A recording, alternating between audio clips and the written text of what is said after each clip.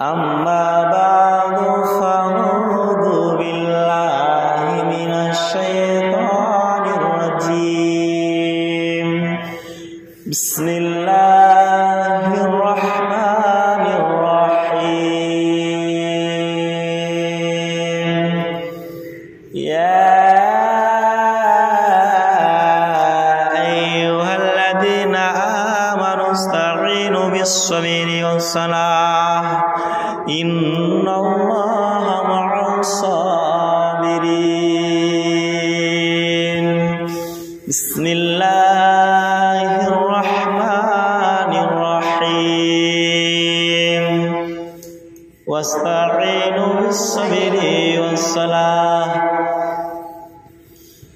দিন দুঃখী দয়ামন্ত কেউ হবে না দিন দুঃখী দয়ামন্ত কেউ হবে না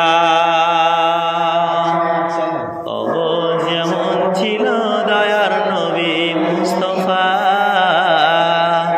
ওগো যেমন ছিল দয়ার নবী মুস্তাফা চাঁদের চাঁদ চলে যায় খাবার তো কোনো ব্যবস্থা নাই শুকরিয়া যখন করে সেই রব্বানা শুকরিয়া যখন করে সেই রব্বানা নবী আমার বনে বনে মেষ চরাতে যাইতেন মেষ চরাতে গিয়ে নবীজি ঘুমিয়ে পড়তেন আসমানে মেঘ এসে ছায়া করত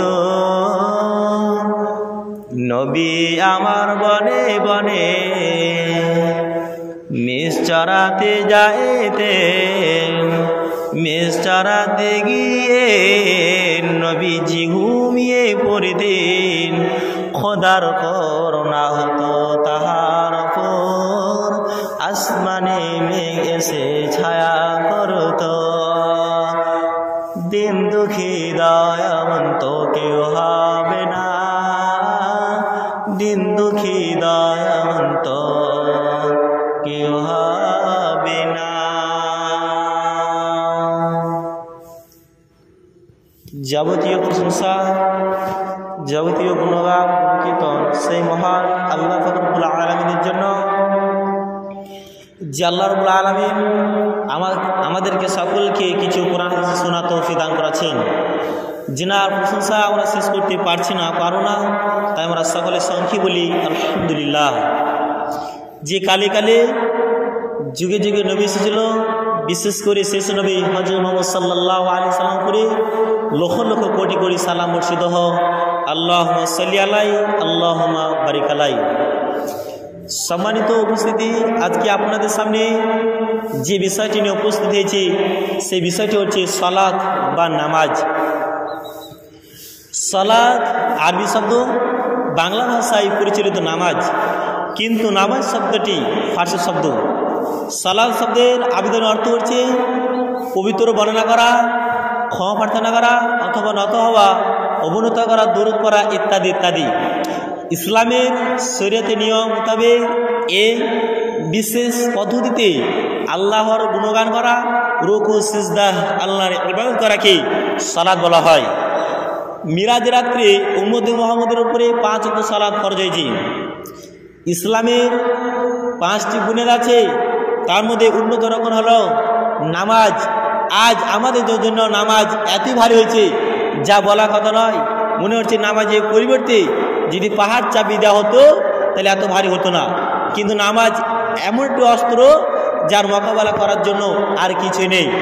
এই নামাজ মানুষ আদেশ নয়, বরং আল্লাহ তাআলা আদেশ, অথচ মানুষ মানে না। আর মানুষ দুনিয়াতে যত ইবাদত করুক না কেন নামাজ ছাড়া উপায় নাই। যারা ঈমান নিয়ে এসেছে তাদের জন্য নামাজ অপরিহার্য। কেননা নামাজ সম্পর্কে কোরআনের মধ্যে 1 নয়, 2 নয়, 10 নয়, 20 নয়, 25 নয়, 30 নয়, 82 জায়গায় আল্লাহ সুবহানাহু ওয়া তাআলা নামাজের কথা বলেছেন। আজ দুনিয়াতে কত জমি জায়গার মালিক, কত টাকা মালিক, কিন্তু সে সম্পর্কে সর্বপ্রথম জিজ্ঞাসা করবে না। সর্বপ্রথম জিজ্ঞাসা করবে সালাত সম্পর্কে জিজ্ঞাসা করা হবে।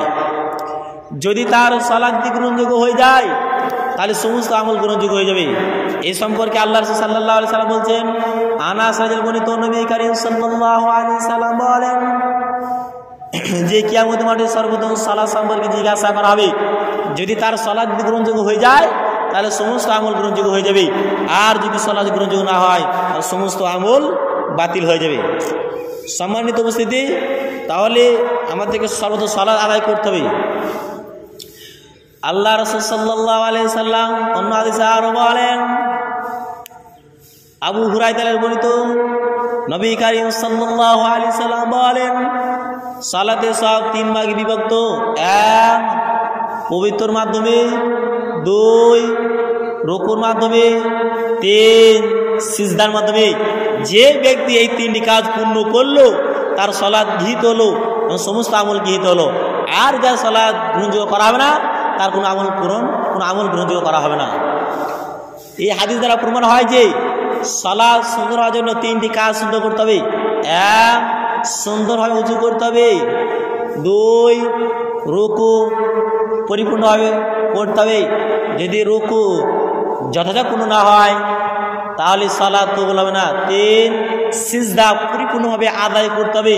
সিজদা পরিপূর্ণ না হলে সালাত কবুল হবে না, আর সালাত কবুল না হলে কোন আমল কবুল হবে না, অর্থাৎ সে আমলগুলো বাতিল হয়ে যাবে।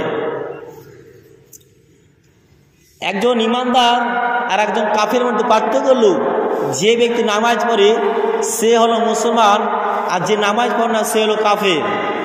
শর্তমণ্ডলী, দাঁড়িয়ে রেখে মুসলমান হওয়া যায় না, গরু গোশত রেখে মুসলমান হওয়া যায় না, মুসলমানের ঘরে জন্ম নিয়ে মুসলমান হওয়া যায় না, মুসলমান হওয়ার জন্য গরু গোশত খেয়ে মুসলমান হওয়া যায় না। পরিষ্কার হাদিস জানা যাচ্ছে যে মুসলমান হওয়ার জন্য নামাজ অপরিহার্য। আজ আমরা নামাজের সময় দিতে পারছি না, মারপিট করার জন্য সময় দিতে পারি, জুয়া খেলার জন্য সময় দিতে পারি, আড্ডা মারার জন্য সময় দিতে পারি, কিন্তু আজ আমরা নামাজের সময় দিতে পারি না। হাই মুসলমান, আমাদের মধ্যে দুর্ভাগ্য কারা আছে? আমাদেরকে লজ্জা করা দরকার, হায়া করা দরকার। কারণ সে হাত পানি দুনিয়াতে সব কাজ করি, কিন্তু সে হাত পানি আমরা মসজিদে আসতে পারলাম না।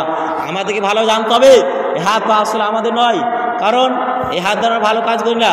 যেমন এই হাত দ্বারা যেমন উজু করি না, এই হাত দ্বারা আমরা এতে মানুষকে খাবার দিই না, সেদিন কাল কিয়ামত মাঠে আমাদের বিরুদ্ধে কথা বলবে কে? এই হাত পা। আমরা জানি যে দুই সাইডে ফেরেশতা আছে, যে আপনি যদি ভালো কাজ করেন আপনার লিখে দিবে, ভালো কাজ লিখে দিবে। আপনি যদি খারাপ কাজ করেন তাও লিখে দিবে যে হ্যাঁ খারাপ কাজ করেছে। আর সেই জিনিসগুলো আপনি কোথায় দেখতে পাবেন? কিয়ামত মাঠে দেখতে পাবেন। আর ওই জিনিস আপনার এদিক ওদিক করা হবে না, সেদিন আপনি ফলাফল ইনশাল্লাহ কিয়ামত মাঠে দেখতে পাবেন যে দুনিয়াতে আমি কতটা খারাপ করেছি, কতটা ভালো করেছি, কাল কিয়ামত মাঠে দেখতে পাবেন।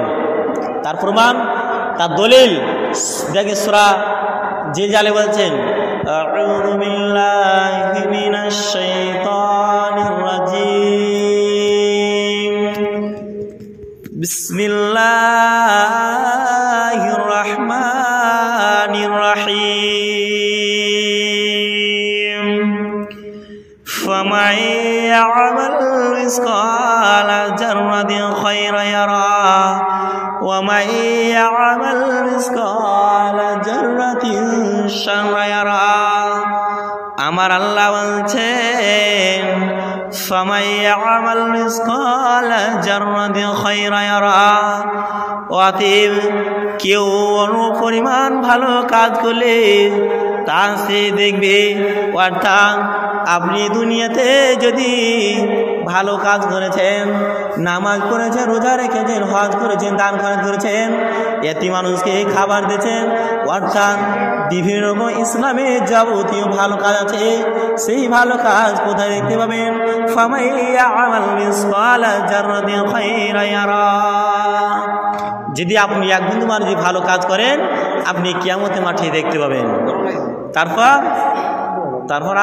আল্লাহ তাআলা বলছেন, ওয়া মা ইয়া'মাল মিসকালা যাররাতিন শাররা ইয়ারা। আমার আল্লাহ বলছেন আর কেউ অনুপরিমাণ খারাপ কাজ করলে তাও সে দেখবে। বন্ধুরা আমার, এই দুনিয়াতে যদি আপনি জিনা ব্যভিচার সুদ ঘুষ এক কথায় পৃথিবীতে যাবতীয় খারাপ কাজ আছে, সেই খারাপ কাজ করার পর আপনি কিয়ামতের মাঠে দেখতে পাবেন। সেদিন আপনার নেকি এদিক ওদিক করা হবে না। আপনি দুনিয়াতে ভালো খারাপ কাজ করলেন, আপনি কিয়ামতের মাঠে দেখতে পাবেন। তাহলে আমাদের কর্তব্য কি? আমাদের কর্তব্য হলো আমাদেরকে বেশি বেশি ভালো কাজ করতে হবে এবং খারাপ কাজ থেকে আমাদের দূরে থাকতে হবে। কিন্তু আমাদের বর্তমানে আমাদের খারাপ কাজ বেশি চলছে আর গুনাহটা বেশি চলছে আর নেকিটা আমাদের কম হচ্ছে। অতএব আমাদেরকে বেশি বেশি নেকিটা করতে হবে আর কমটা হতে হবে। এই নামাজ মানুষকে খারাপ অসৎ কাজ থেকে দূরে রাখে, যাবতীয় খারাপ কাজ এই নামাজ আপনাকে অনেক দূরে রেখে দেবে। তার প্রমাণ আল্লাহ তাআলা সূরা আনকাবুতে 45 নম্বর আয়াতে বলেন, বিসমিল্লাহির রহমানির রহিম, ইন্না সালাতা তানহা আনিল ফাহশাই ওয়াল মুনকার। আমার আল্লাহ বলছেন নিশ্চয়ই সালাত মানুষকে খারাপ কাজ থেকে দূরে রাখে। বন্ধুরা আমার, অনেকে 5 ওয়াক্ত নামাজ পড়ে সুদ খায়, 5 ওয়াক্ত নামাজ পড়ে জিনা ব্যভিচার করে, বিভিন্ন রকম অশ্লীল কাজ করে। বন্ধুরা আমার, এই নামাজ পড়তে পড়তে যদি অশ্লীল কাজ হয়, তার নামাজ আল্লাহ রাব্বুল আলামিন কবুল করতে পারে না। যদি আপনার নামাজ পড়তে পড়তে যদি খারাপ কাজ হতে থাকে, ভাববেন যে আল্লাহ রাব্বুল আলামিন এই নামাজ গ্রহণ করছে না বা কবুল করছে না। এই নামাজ মুমিনদের নির্দেশ। আল্লাহ রাব্বুল আলামিন সূরা বাকারাতে 3 নম্বর আয়াতে বলেন, বিসমিল্লাহির রহমানির রহিম, আল্লাযীনা ইউমিনুনা বিল গায়বি, যারা গায়বের প্রতি ঈমান আনে। গায়বি বলতে যেটা দেখতে পাওয়া যায় না গায়ব বলা হয়। যেমন আমরা আল্লাহকে দেখতে পাই না, তাও আমরা আল্লাহর প্রতি ঈমান আনি। ফেরেশতাকে দেখতে পাই না, তাও আমরা ঈমান আনি। যে আমরা জাহান্নাম জান্নাতকে দেখতে পাই না, তাও আমরা বিশ্বাস করি। যে আমাদের মৃত্যু হয়ে যাওয়ার পর কবরে যেতে হবে, তা আমরা বিশ্বাস করি। আর ওই বিশ্বাস করার নামই হলো ঈমান। আর ওই ঈমানদার কি করে? ওই কি সালাত কায়েম করে, ওই তো যাকাত প্রদান করে, ওয়া মিম্মা রাযাকনাহুম ইউনফিকুন। তাই আল্লাহ রাব্বুল আলামিন বলছেন তোমরা ঈমান আনার পরে সালাত কায়েম করতে বলছেন এবং যাকাত প্রদান করতে বলছেন। আর আল্লাহ রাব্বুল আলামিন যে রিজিক দিয়েছে তা থেকে তোমরা ব্যয় করো, খরচ করো। এই খরচ করো কোথায়? আল্লাহ রাব্বুল আলামিন আপনাকে ধনমাল দিয়েছে, আপনি সেই জায়গায় ব্যয় করেন। আপনি মসজিদে মাদ্রাসায়, আপনার গ্রামে প্রতি মানুষের যারা ঋণ করে আছে আপনার ভাই, সেই ভাইকে তুমি টাকাটা দিয়ে দাও, সেই ভাই যেন ঋণকে পরিশোধ করে দেয় অন্যজনকে। তারপর আপনার গ্রামের মানুষকে টাকা পয়সা দিয়ে দিবেন। তারপর আপনাদের মাদ্রাসা মসজিদে সেই দান আল্লাহ রাব্বুল আলামিন ব্যয় রাস্তায় ব্যয় করতে হবে। আল্লাহ রাব্বুল আলামিন সূরা বাকারাতে 43 নম্বর আয়াতে বলেন, বিসমিল্লাহির রহমানির রহিম, ওয়াস্তাঈনু বিস-সাবরি ওয়াস-সালাম। আর তোমরা ধৈর্য সহকারে তোমরা সালাত কায়েম করো। বন্ধুরা আমার, অন্য আয়াতে আরো বলেন, সূরা বাকারাতে 153 নম্বর আয়াতে বলেন, ইয়া আইয়ুহাল্লাযীনা আমানু ইসতাঈনু বিস-সাবরি ওয়াস-সালাহ, ইন্নাল্লাহা মা'আস-সাবিরিন। আমার আল্লাহ রাব্বুল আলামিন বলছেন, হে ইমানদারগণ, হে বিশ্বাসীগণ, তোমরা ধৈর্য সহকারে তোমরা সালাত কায়েম করো। বন্ধুরা আমার, যখন ইমাম সাহেব সূরা ফাতিহা পাঠ করে, আলহামদুলিল্লাহি রাব্বিল আলামিন আর রহমানির রহিম মালিকি ইয়াউমিদ্দিন। আর মুসল্লিরা বলে ইমাম সাহেব কখন সূরা ফাতিহাটা শেষ করবে, ইমাম সাহেব সূরা ফাতিহাটা বা সূরাগুলো শেষ করে নামাজ পড়ে আমরা কখন মানুষের সঙ্গে জীবন করব, মানুষের সঙ্গে কখন ঝগড়া করব, আমরা মানুষের সঙ্গে কখন আমরা অন্যায়ভাবে অশ্লীল কাজ করব, তার নামাজের মধ্যে চিন্তা থাকে।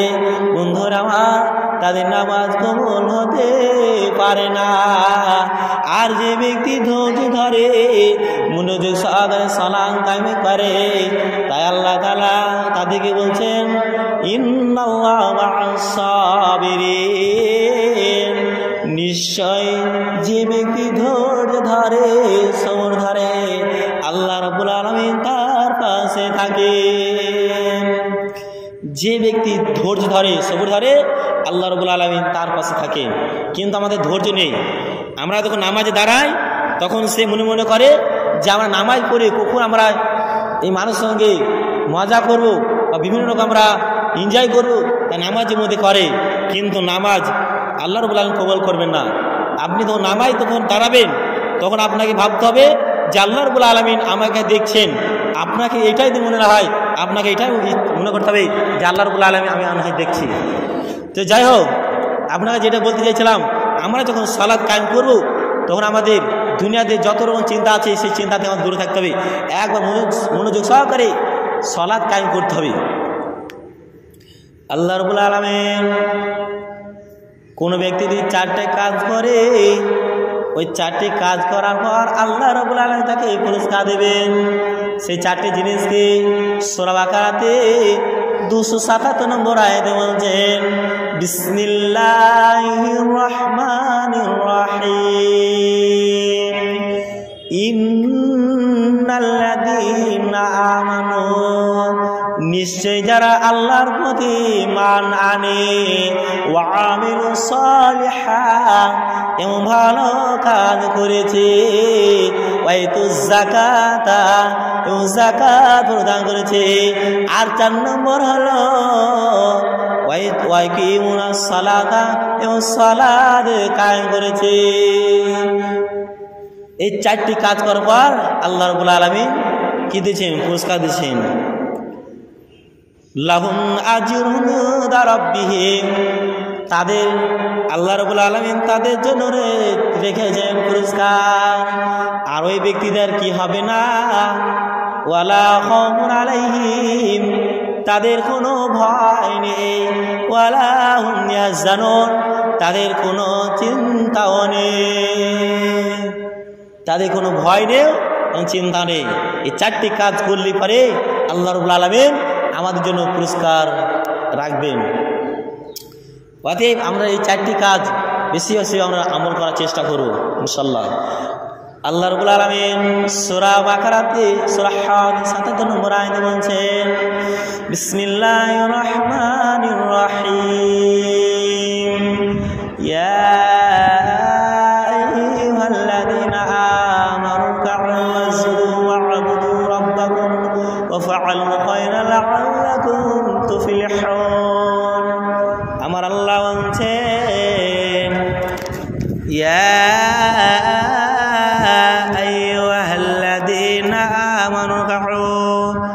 واسجدوا واعبدوا ربكم وافعلوا خيرا لعلكم تفلحون। আমার আল্লাহ বলছেন হে ঈমানদাররা, হে বিশ্বাসীগণ, তোমরা রুকু করো, সিজদা করো এবং তোমরা সেই প্রতিপালকের ইবাদত করো। আর কি করো? ওয়াফআলু খায়রা লাআল্লাকুম তুফলিহুন। আর তোমরা ভালো কাজ করো যাতে করে তোমরা সফল কাম হতে পারো। তাহলে আমাদেরকে বেশি বেশি আমাদেরকে রুকু সিজদা করার পর আমাদের ভালো কাজ করতে হবে। তারপর আমাদেরকে যেটা আমরা এই ভালো কাজ করি আল্লাহ রাব্বুল আলামিন আমাদের জন্য পুরস্কার রাখবেন, আমরা সফল কাম হতে পারবো। আল্লাহ সাল্লাল্লাহু আলাইহি সাল্লাম বলছেন কোনো ব্যক্তি যদি 5 ওয়াক্ত নামাজ পড়ে তার শরীরে গুনাহ লাগতে পারে না। এ সম্পর্কে আল্লাহ সাল্লাল্লাহু আলাইহি সাল্লাম বলছেন আবু হুরায়রা রাদিয়াল্লাহু বর্ণিত নবী করিম সাল্লাল্লাহু আলাইহি সাল্লাম বলেছেন, আচ্ছা বলো তো, যদি তোমাদের বাড়ির সামনে যদি একটি নহর থাকে বা তোমাদের বাড়ির সামনে যদি একটি পুকুর থাকে যাতে সে দৈনিক 5 বার গোসল করে, তাহলে তার শরীরে কোনো ময়লা বাকি থাকবে কি? তখন সাহাবীগণ বললেন, তার শরীরে কোনো ময়লা বাকি থাকবে না। তখন রাসূল সাল্লাল্লাহু আলাইহি সাল্লাম বললেন, অনুরূপভাবে কোনো ব্যক্তি যদি 5 বার গোসল করলে শরীরে ময়লা থাকে না, ঠিক কোন ব্যক্তি যদি 5 ওয়াক্ত নামাজ পড়ে তার শরীরে গুনাহ লাগতে পারে না। ওই ব্যক্তির গুনাহ লাগবে না, সেই ব্যক্তি যদি মনোযোগ সহকারে যদি সালাত কায়েম করে। বন্ধুরে আমার, লোকমান হাকিম তার ছেলেকে বললেন, 17 নম্বর আয়াতে বলছেন, হে আমার আদরের সন্তান, তুমি সালাত কায়েম করো, যাকাত প্রদান করো এবং তুমি ভালো কাজে আদেশ দাও, খারাপ কাজে নিষেধ করো। আর তোমার উপরে যে বিপদ আসো না কেন তুমি ধৈর্য ধারণ করো। আমাদেরকে সেই লোকমান হাকিমের মতো হতে হবে যে আমাদেরকে সেই সন্তানকে বলতে হবে যে তোমরা সালাত কায়েম করো, যাকাত প্রদান করো, আর তোমার উপরে যে বিপদ আসো না কেন তুমি ধৈর্য ধারণ করো। এ সম্পর্কে আল্লাহ রাসূল সাল্লাল্লাহু আলাইহি ওয়াসাল্লাম হাদিসে বলেন যে তোমার সন্তান যখন 7 বছর বয়স হবে সেই সন্তানকে তুমি আদেশ দাও, ট্রেনিং দাও, তখন দেখবে 7 বছর বয়স পেয়ে গেল, তখন 10 বছর বয়স আসবে, তখন প্রয়োজনকারী তখন প্রহার করো, তখন মারো, পিটাও। আয় দুঃখের বিষয়, সেই সন্তান যদি স্কুল না যায়, সেই সন্তান যদি প্রাইভেট না যায়, সেই সন্তানকে আমরা মেরে মসজিদে আমরা কোথায় পাঠাই? স্কুলে পাঠিয়ে দিই, যে টিউশন আমরা প্রাইভেট পাঠিয়ে দিই, যে আমাদের মাসে 200 টাকা লাগে। আয় দুঃখের বিষয়, সেই সন্তানকে আমরা মসজিদে নিয়ে আসতে পারলাম না। তখন ফজর আজান হয়, আসসালাতু খায়রুম মিনান নাওম। সেই সন্তানের বাপ কি বলে, বেটা তুমি এখন ঘুমাও, সেই সন্তানকে ঘুমিয়ে দেয়। কারণ সেই সন্তান আমার ছেলে, সকাল 7টা-6টা বাজবে, সেই সন্তানকে উঠে আমি স্কুল পাঠাবো যাতে করে ঘুমটা হয়ে যায়। কিন্তু বন্ধুরে আমার, আপনি একবার বুকে হাত দিয়ে বলেন যে আমার সন্তানকে আমি 5 ওয়াক্ত নামাজে ট্রেনিং দিয়েছি, সে কখনো ট্রেনিং দেয় নাই। প্রত্যেকটা মসজিদে যুবক দেখতে পাওয়া যায় না, একটি কারণের জন্য দেখতে পাওয়া যায় না যুবককে। কি কারণে? এই মোবাইলের জন্য যুবককে মসজিদে খুঁজে পাওয়া যায় না। আমি কি সঠিক বললাম যে যুবককে মসজিদে খুঁজে পাওয়া যায় না একটি কারণের জন্য? এই মোবাইলের জন্য। কিভাবে? বন্ধুরে আমার, সেই সন্তান কি করে, রাত 10টার পর খাওয়া দাওয়া করার পর সে কি করে, ফ্রি ফায়ার খেলতে লাগে এবং অশ্লীল কাজ করতে থাকে। বন্ধুরে আমার, রাত 3টা পর্যন্ত বেজে যায়। তখন সেই সন্তান, সেই ছেলেটা কি হয়, ঘুমিয়ে যায়। কখন? ফজরে যখন আযান দেয়, আসসালাতু খায়রুম মিনান নাওম, যখন সেই সন্তান কি করে, নেটটা বন্ধ করে দেয়, সাইলেন্ট করে দেয়, যাতে করে আমার ঘুমটা যেন না ভাঙে। সেই সন্তান, সেই ছেলেটা যখন সাইলেন্ট করে দেয়, নেটটা বন্ধ করে দেয় এবং ঘুমিয়ে যায়, তার জন্য সেই মসজিদে তাকে খুঁজে পাওয়া যায় না। জি, মসজিদে খুঁজে পাওয়া যায় না একটি কারণের জন্য, যে মোবাইলের জন্য এই যুবককে মসজিদে খুঁজে পাওয়া যায় না। তো অতএব আপনার কর্তব্য হবে সেই সন্তানকে 5 ওয়াক্ত নামাজে ট্রেনিং দিবে। যদি আপনি ট্রেনিং না দেন, আপনার বিরুদ্ধে কথা বলবে, কিয়ামত মাঠে কথা বলবে। অতএব সেই সন্তানকে ভালো গড়ে তুলুন। আজ পিতামাতা কষ্ট পেয়েছে একটি কারণের জন্য। কি কারণে বলেন তো? সেই সন্তানের ইলম নেই, সেই সন্তানের কোরআন জ্ঞান নেই। সেই সন্তানের একটি জ্ঞান থাকতো যে পিতামাতাকে কষ্ট দিলে পারে, পিতামাতাকে কষ্ট দিলে আমার জাহান্নাম হবে, তাহলে সেই সন্তান আজ পিতামাতা কষ্ট পেত না। তার জন্য আপনার কর্তব্যে সেই সন্তানকে ইলম দান করাবে, কোরআন হাদিস জ্ঞান বেশি বেশি দান করাবেন, ইলমই দান করাবেন, তবে আপনাকে দেখবে, নচেত আপনাকে দেখতে পারবে না। আল্লাহ রাসূল সাল্লাল্লাহু আলাইহি সাল্লাম বলছেন, কোনো ব্যক্তি যদি এই পৃথিবীতে 5 ওয়াক্ত নামাজ পড়েছে, রোজা রেখেছে, হজ করেছে, দান খরচ করেছে, এক কথায় পৃথিবীতে যাবতীয় ইবাদত আছে, সব ইবাদত করেছে, হজ করেছে, দান খরচ করেছে, এক কথায় পৃথিবীতে যাবতীয় ইবাদত আছে, সেই ইবাদত একবার ওই ব্যক্তি যদি ইন্তেকাল করে দেয়, ওই ব্যক্তি জান্নাতে চলে যাবে। বন্ধুরা আমার, ওই ব্যক্তি জান্নাতে যেতে পারবে না। কি ব্যাপার, যে এত ভালো কাজ করার পর যা আমরা 5 ওয়াক্ত নামাজ পড়লাম, রোজা রাখলাম, হজ করলাম, দান খরচ করলাম, তাহাজ্জুদ নামাজ পড়লাম, এতে মানুষকে দেখলাম, পিতামাতাকে ভালোবাসলাম, আমি কেন জান্নাতে যেতে পারবো না? জি, একটি কারণে জান্নাতে যেতে পারবে না। ধরুন আমার জন্য বলি, যদি আপনাকে দেখি নামাজ পড়ে যে আমার নাম হবে, এইভাবে যদি আমি নামাজ পড়ে আমার নামাজ হবে না। কোনো ব্যক্তি যদি দান করে, জামিয়াতুল আরাবিয়াতে আমি এক গাড়ি বালি দিয়েছি, এই নামটা যদি কেউ করে থাকে যে আমার নাম করবে বলে এক গাড়ি বালি দিয়েছে, এক গাড়ি বার বিভিন্ন রকম দান করেছে মাঠ পয়সায়, ওই ব্যক্তি যদি সবাইকে বলে বেড়ায়, ফোঁটা দিয়ে বেড়ায়, সে তার দান কবুল হতে পারে না। তাহলে দান করবেন একমাত্র আল্লাহকে সন্তুষ্ট নামাজ পড়বেন, অতএব আপনি যাবতীয় ইবাদত করবেন একমাত্র আল্লাহ তাআলাকে দেখে ইবাদত করবেন। কিন্তু আমাদের এটাই চলে যে আজকে আমি এই মাদ্রাসায় দান করলাম 100 টাকা, এই মসজিদে দান করলাম, এই যে একে দান করলাম, ওলা বলা কি প্রয়োজন? এসব বলা বেরো থাকবে, নচেত আপনার সব বরবাদ হয়ে যাবে। দেখবেন নামাজ, রোজা, হজ সব আল্লাহকে বাদ দিয়ে মানুষকে দেখি করে, যাতে করে আমার নাম করবে এইভাবে করে, এই ইবাদত করে কোনো লাভ হবে না, সব মাটির সঙ্গে মিশে যাবে। অতএব আল্লাহর কাছে দোয়া করবো, হে আল্লাহ রাব্বুল আলামিন, আমাকে আমাদেরকে সকলকে যেন তোমাকে সন্তুষ্ট করে নামাজ, রোজা, হজ নামাজ পড়তে পারি, সেরকম তৌফিক দান করুন। আমিন। ওয়া মা আলাইনা ইল্লাল বালাগ।